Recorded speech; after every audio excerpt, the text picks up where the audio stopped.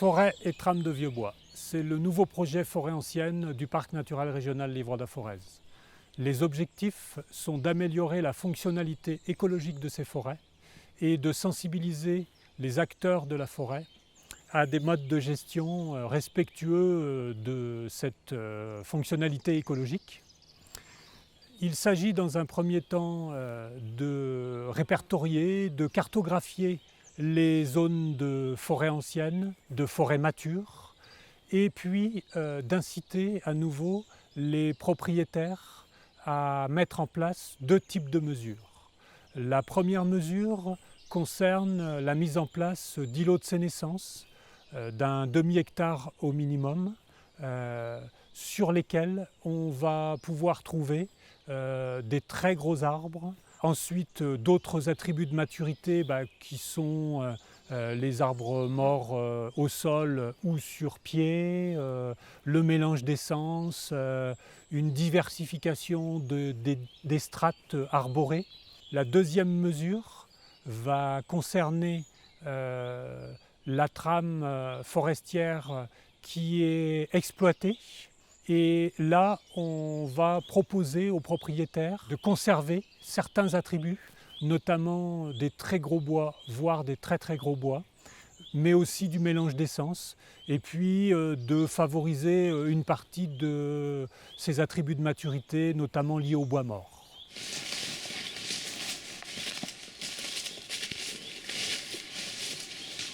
Alors la méthodologie que nous utilisons est une méthodologie qui est similaire à tous les parcs naturels du Massif central. Elle a été développée à l'échelle du Massif central entier et elle se décompose en deux phases.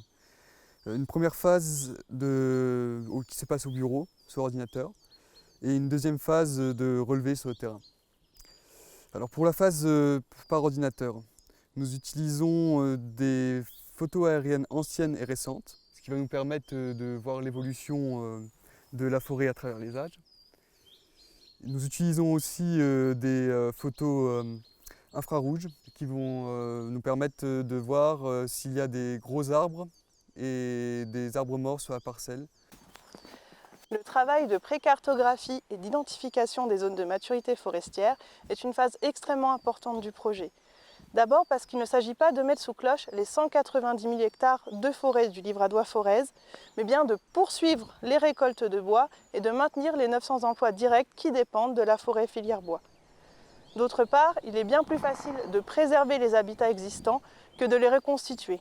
Comme par exemple ici, avec cette vieille chandelle qui va mettre plusieurs décennies à apparaître dans un jeune peuplement, alors que ici, elle va être déjà présente. Donc pour la partie relevé terrain, tout d'abord, on va analyser et regarder les plus gros arbres, tout d'abord en mesurant leur diamètre avec un compas forestier et ensuite leur hauteur. Donc dans les bois où on est, ils peuvent aller de 25 à 35 mètres pour les plus grands. Une fois que ces grands arbres-là sont analysés, on va analyser les strates, donc les différentes strates qu'on peut retrouver dans le peuplement, qui aillent de la plus basse à la plus haute. Et ensuite, on va analyser une autre partie qui est le bois mort, donc le bois mort qu'on peut retrouver soit au sol, soit sur pied.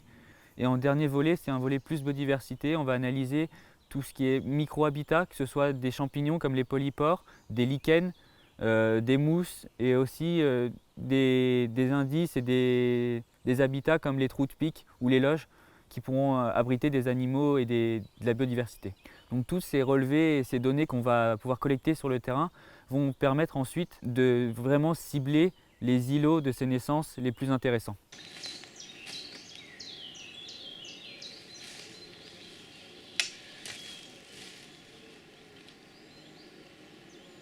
La trame de vieux bois va rendre de nombreux services aux sylviculteurs et à la filière.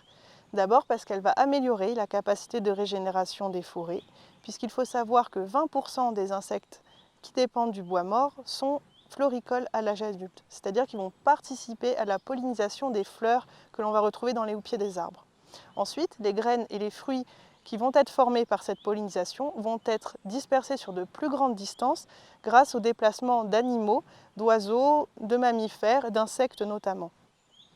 La dégradation des bois morts par le retour de la matière organique et des éléments minéraux au sol est un deuxième argument en faveur de la trame de vieux bois puisqu'il va augmenter la fertilité des sols et créer un engrais, un terreau propice à la germination de ces graines. Ensuite, la santé des forêts va être également améliorée par la mise en place d'une trame de vieux bois, puisqu'on va permettre le développement et la dispersion de prédateurs de nombreux insectes ravageurs, comme par exemple les pics sur le scolyte. Enfin, avec ces nombreux arguments, on comprend bien que la résistance et la résilience des forêts va être améliorée, c'est-à-dire la capacité de la forêt à retrouver son état initial et son bon fonctionnement après une perturbation, par exemple une tempête ou une attaque parasitaire.